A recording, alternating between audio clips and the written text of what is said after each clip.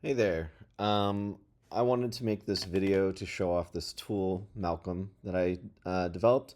It's basically for managing the state sync process for a Cosmos node.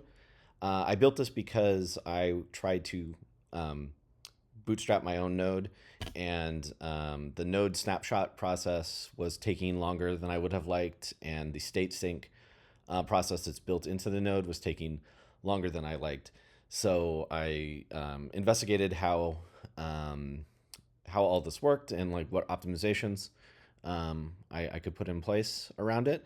And I got I can usually sync a Cosmos node in around 10 to 15 minutes. That should include block sync. It sort of depends on how far behind we are when we get our state sync. Um, yeah, so I just wanted to just do a demonstration of this tool.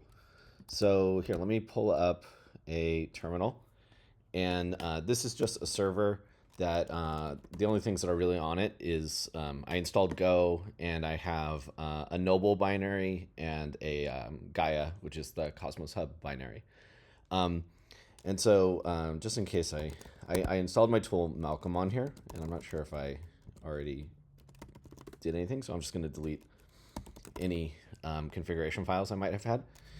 And basically, the way you start with this tool is you download it through like a go install command. Let's see here.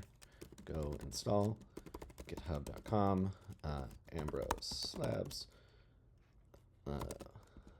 Malcom command Malcom at main. That would be the command to install Malcom. It's a normal like go install process here.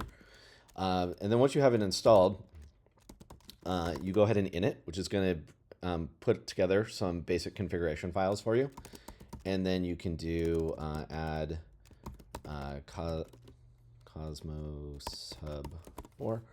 So this is going to add a configuration for Cosmos Hub 4. It downloads the chain registry and grabs peers from peer information from there, grabs RPC information from the chain registry, and all sorts of various information. And we'll also add Noble One. So we'll have we'll go through the process for both chains. Noble One will be relatively quickly, and then Cosmos will take a little bit longer, but not a substantial amount of time. Usually, through the processes that I use, it usually takes me over an hour to get a Cosmos node stood up. This will be much less than that. So let's start with Noble. So with Malcom, you do snapshot fetch, and this is going to fetch a snapshot off of the P2P network. Oops.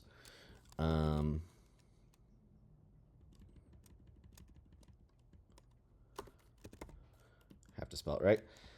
This will grab a snapshot off the P2P network. And this basically spins up a little mini node. It has a peer exchange server, so that's the peer discovery protocol in Comet BFT, and it spins up a state sync service. Both of them are a little bit customized, but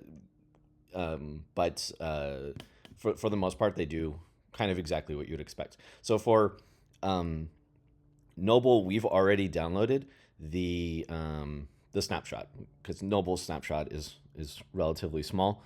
Looks like it's only 173 megabytes. It took us 18 seconds to download it.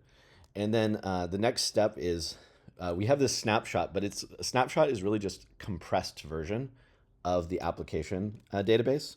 And so we need to import it into our desired format. So right now, Malcom only supports PebbleDB as a destination format. And so we would do a snapshot import. So snapshot. And so basically you just point it at the directory that you want. And then it's basically this process is we've already downloaded the snapshot from the P2P network. And so we're just converting this the snapshot format to the application DB format, which is what you would normally see in like a node snapshot if you downloaded it from Polkachu or something like that. So I think IBC is the biggest um, package in here. So this should be maybe 30 seconds or so to unpack that one. There we go. And so now we should have an application DB. So if you look in here, there's this application DB, and the meta.json just has useful information about this, basically in a way that like later stages can see. You can see here it's the chain ID, height, so on and so forth. And then as the last step, we're going to go Malcom.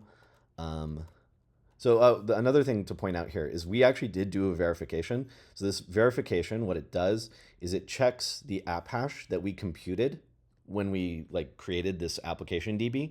It checks it with an RPC node for Noble, and it just makes sure that the app hash is matched. So make sure that the computation we did is highly likely to be correct. It doesn't really check. Like if you created like the fast node entries and all these other things, but I think that stuff would probably get detected if you didn't create it anyways on the startup. But it does get created. I mean, you can look at the code. But all right, so now we want to bootstrap the bootstrap the actual like chain like home directory, and you can do this as an operator yourself if you already have like a system or a way that you like to do this, but this is just a helpful tool, and basically it needs the appdb directory, which is going to be right there. It needs to know the binary, and if it's on your path, it will find it. But for in this situation, we just have it in here. So I'm just telling it where the binary is. And then the last thing is, I don't know why I called this app strategy, but that's what it is right now, and it's move. So by default, it will actually copy your application DB. And for Noble, that might not actually be a problem, but for Cosmos, its application DB is much larger, and so it's faster if you move it. So here I will go ahead and bootstrap this, and it's already done. And this basically just creates like the state DB. It creates a block store, like an empty block store probably. It puts peers in place. It sets your DB correctly, and it creates this config file here. And if you want, you can actually if you look in this home directory, this is just your standard, Cosmos home directory for a node. And you can obviously additionally set this up as you want. So I'm going to go ahead and copy this so that I can just put it here, and this should start my node. And so obviously we're doing okay. Here we go. We are now getting blocks. It looks like. So let me go ahead and create this screen here, so that I can call localhost to 6657 status.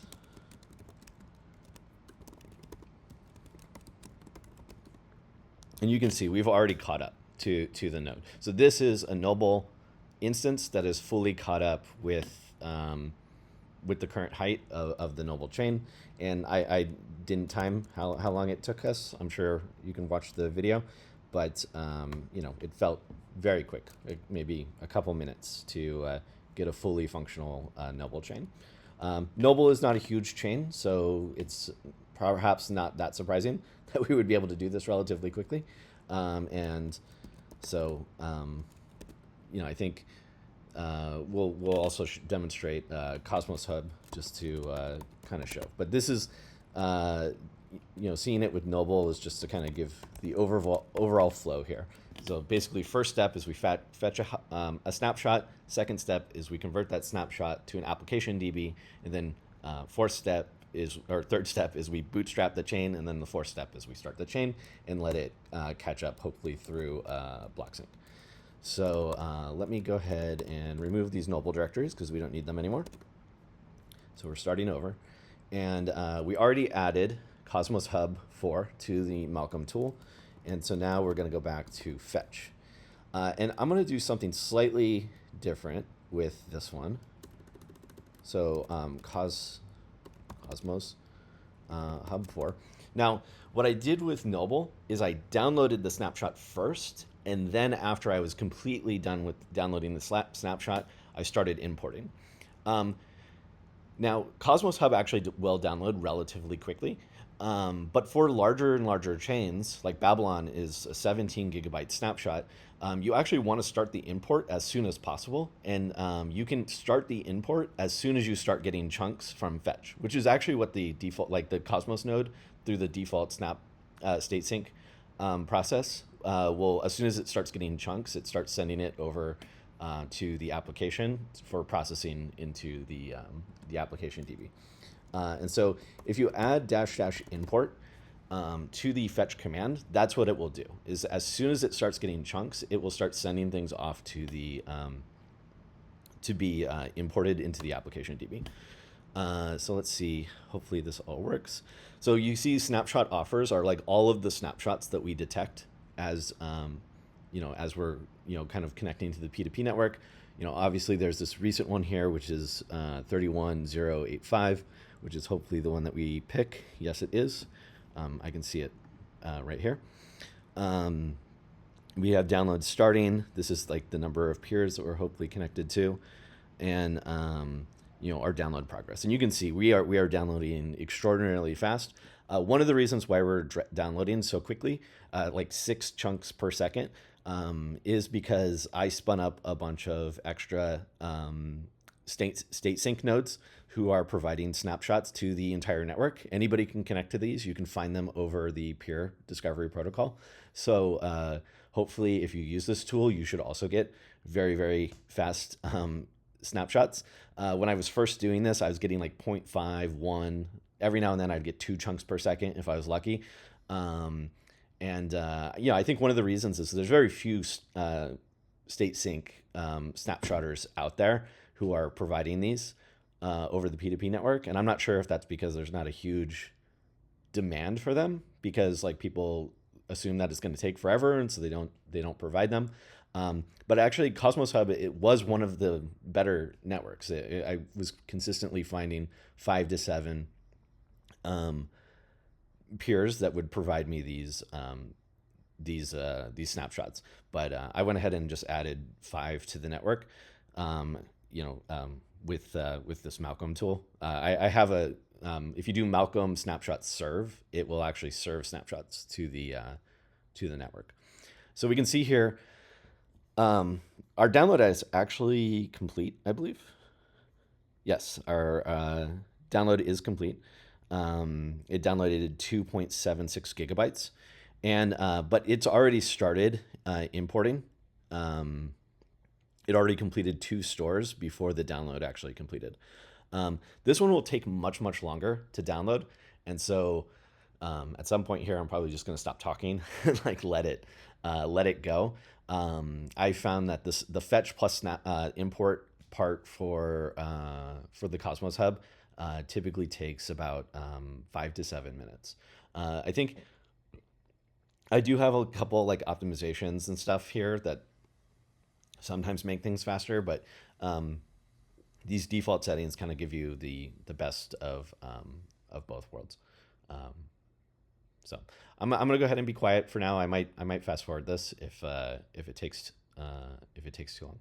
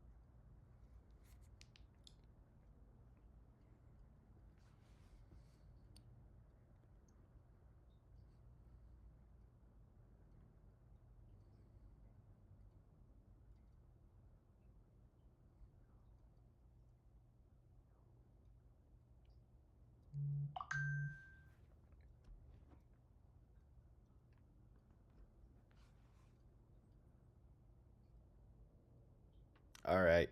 So here we go. It has completed. It took about 6 minutes, 5 minutes and 51 seconds. And of course, we have our little verify here at the end where it, compared the app hash against an RPC, and it lets you know which RPC it checked it against. We're just grabbing this one from the chain registry. Ideally, you would check it against an RPC that you trusted. Like maybe if you're running a bunch of nodes, you would just test it against one of your other nodes.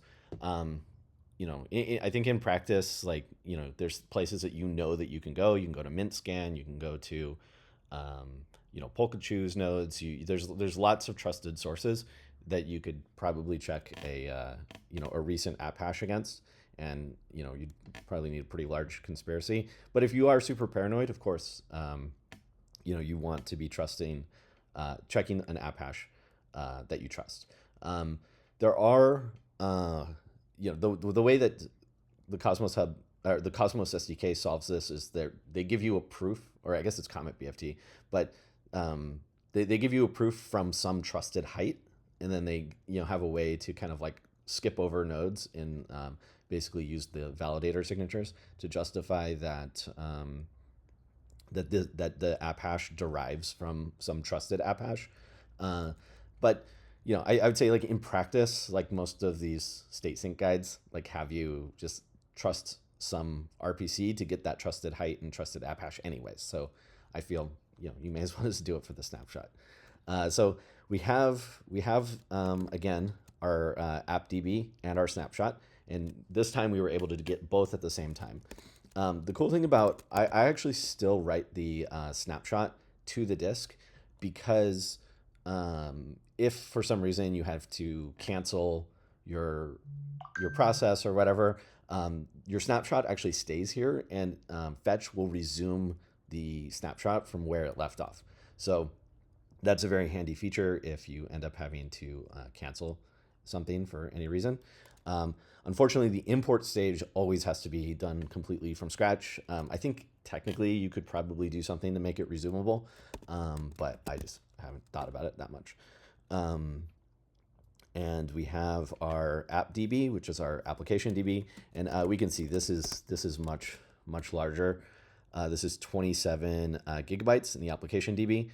You might be able to get that down a little bit if you do Malcom compact, and you pass the dir app DB application DB. Technically, compacting is really good. Like, it will give you better read performance in certain cases, but it isn't strictly necessary. So I would recommend doing it if you need to. Otherwise, sort of just let Gaia do the compacting that it's naturally going to do over the process of running the node. So now we'll go ahead and bootstrap the node. Malcom bootstrap. We need the appdb directory. We need a directory, a path to the binary, which in this case is Gaia, and we need the app strategy of move. In this one, it's very important. Otherwise, we'll be copying a 27 gigabyte file, which won't take super long, but is not instantaneous for sure. So here we go. We'll bootstrap. And this one will take a little bit longer. I don't know exactly what this command right here, this bootstrap state does. I know it creates the state DB, and I think it's actually doing some sort of like light client proof against the application DB. I don't know like to what aspect it's doing that.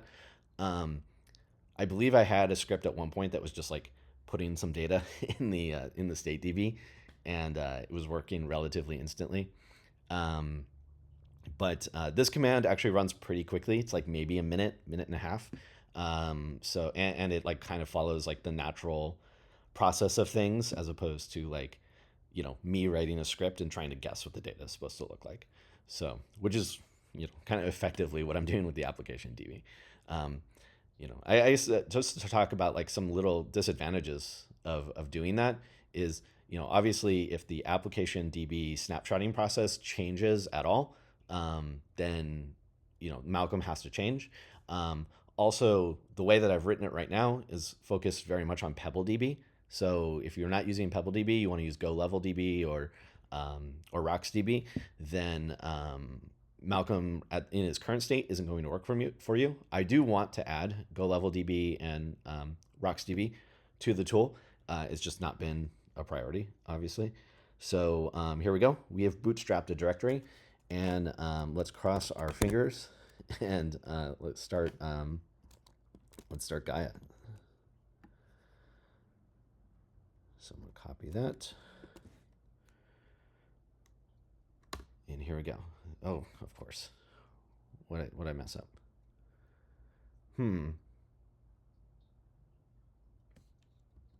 I feel like the thing that is messed up is I forgot a 0 here.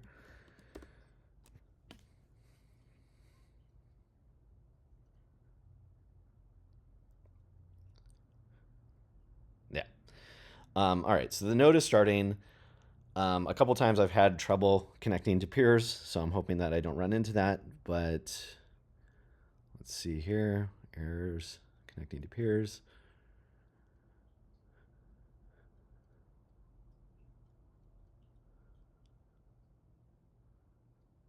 Last time I did this, I had to stop the node and start the node, and then suddenly it started working. But let's open this up and do curl. So you see we're not getting new blocks yet.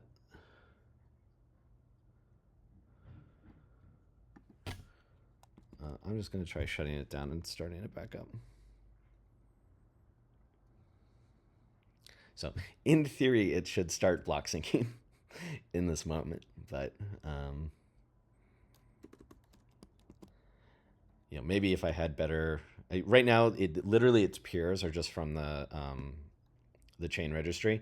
I'm not really doing anything special. Even grabbing like Polkachu's address book or Polkachu's persistent peers is probably a slightly better strategy.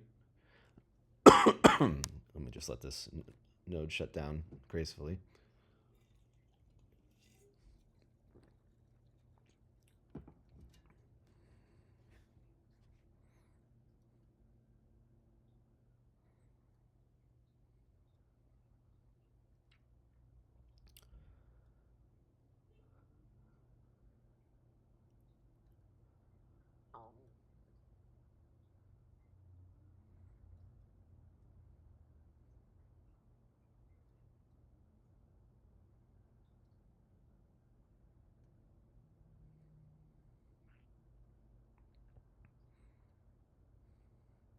Yeah, I don't know exactly what it is. I wonder if there's like a race condition with like setting up the PEX network or the peer-to-peer network or something, and like not having everything like loaded into the block store, maybe, or maybe something with the state DB.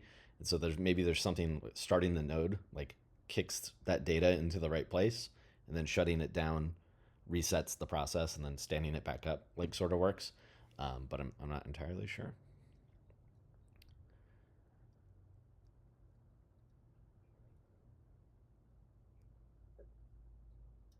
I think we're just waiting for peers to time out or something. But I would like to avoid doing a kill 9 on the server because I'm always afraid it's going to hurt the database. Which, I mean, right now is like if you destroy the database, then you're going to have to go back to the import step. So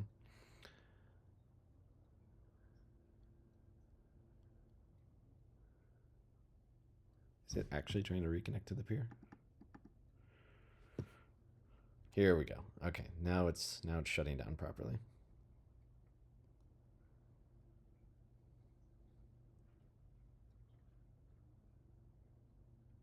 Okay. And then I'm just going to try starting it back up and seeing if we have better luck this time.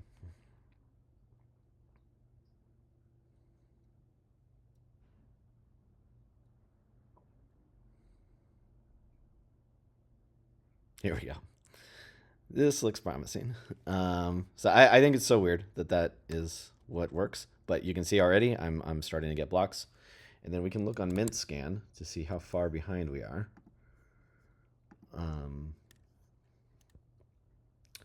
We are 738 blocks behind, and it looks like we're catching up pretty quickly here. So we have 600 blocks left to catch up, which will take, maybe 2 or 3 minutes.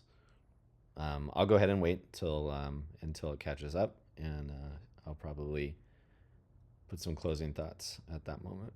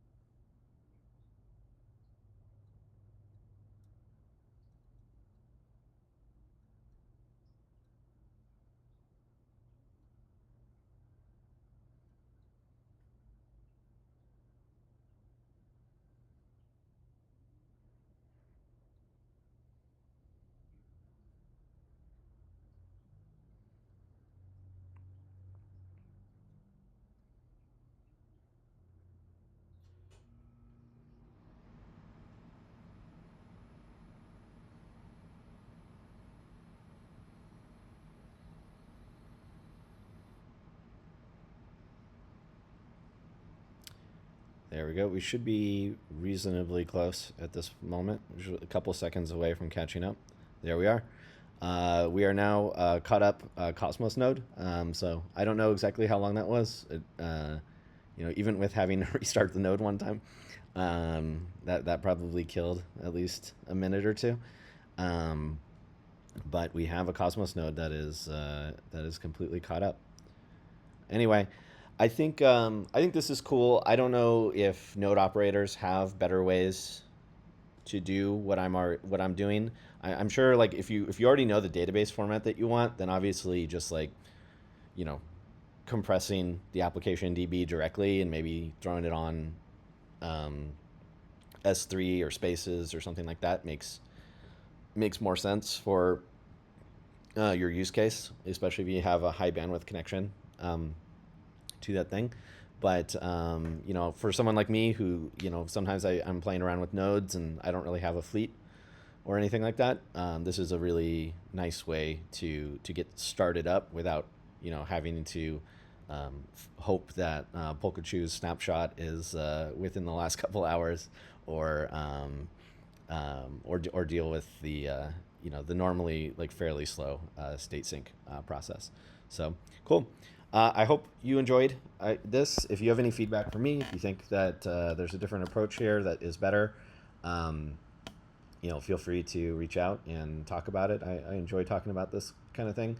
I one thing to kind of leave off with is, I was messing around with Kronos Mem IVL database, and that imports snapshots very quickly.